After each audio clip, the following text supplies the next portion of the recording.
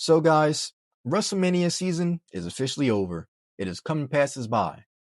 And like with any other post WrestleMania, we now have the time honored tradition, which is not really that honorable, of budget cuts, which means talent releases so that a bunch of CEOs who don't really care about pro wrestling or the WWE can fatten up their checks and their salaries and their bonuses at the expense of the wrestlers. Now, each year we have this situation. We have talent releases, and each year there are some surprising names that are on that list that we just don't expect. However, this year, while it is the same, we have some surprises.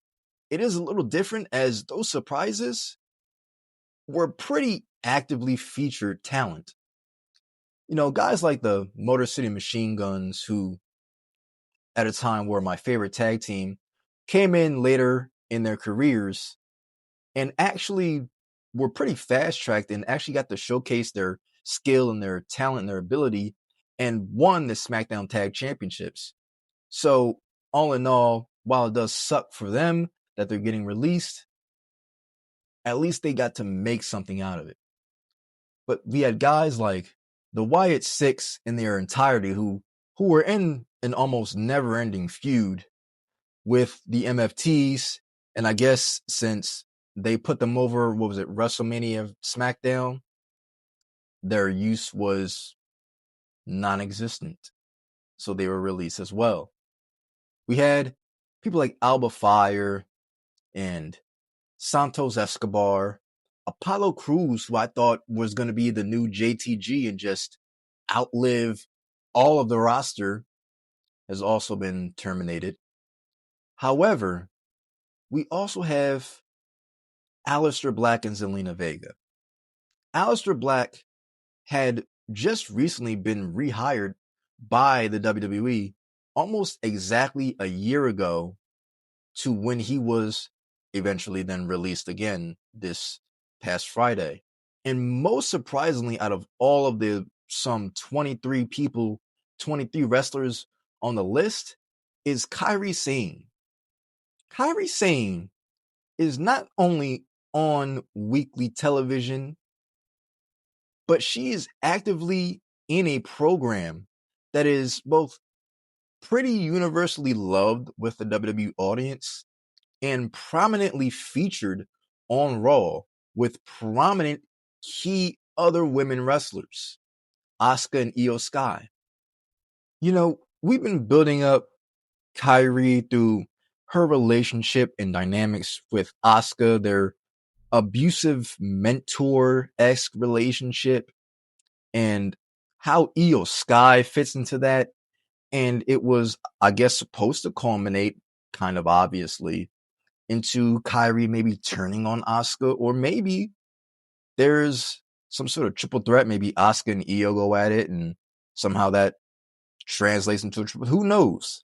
But now we just don't get that payoff, and it's quite odd that they would just let her go in the middle of such a pretty big program. And there's been a good amount of back and forth over the last 24 hours of who is really in charge of these cuts, whether it's TKO or whether it's Triple H.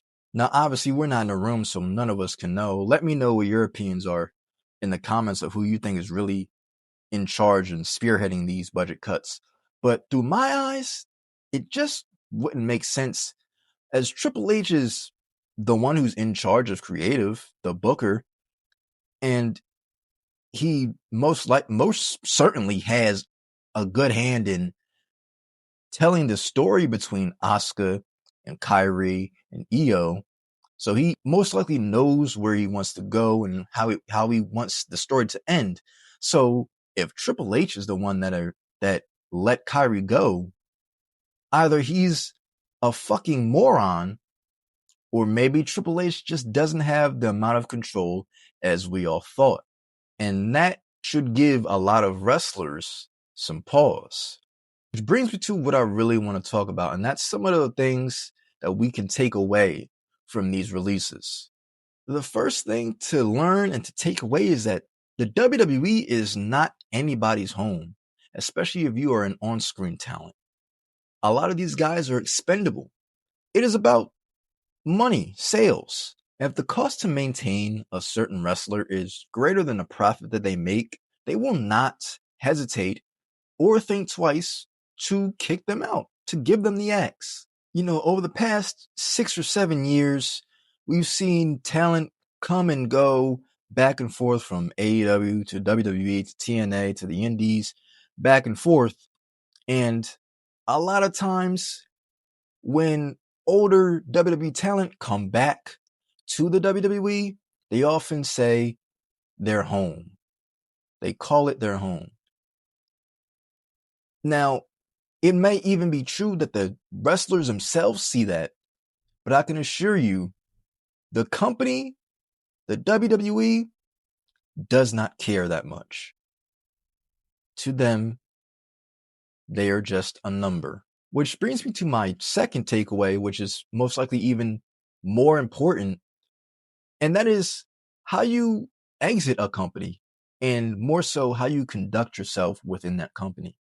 Because as I said, Aleister Black was one of the people that were on the talent cuts. And you may know, Aleister Black competed for AEW under the name Malachi Black. We don't have to get into the exact weeds of the situation, but there was notoriously a lot of controversy during his tenure in AEW. There were reports of him not wanting to put over certain wrestlers, mostly AEW originals. Also, him, maybe I don't have a back injury. Oh, you want me to take a 3 count? Oh, I have a back injury that day. Oh, am I winning? Oh, maybe I don't have a back injury. And that ultimately led to kind of a secretly, silently nasty fallout between Aleister/Malachi Black and AEW, to the point where I don't see him returning to the company.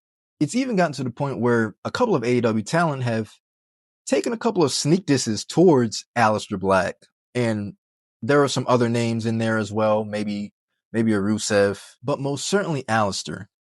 And now that he's been let go for a second time from the WWE, one would have to wonder just where he will land, as it seems as though the WWE doesn't really necessarily want him, nor understand what to do with him or how to utilize him.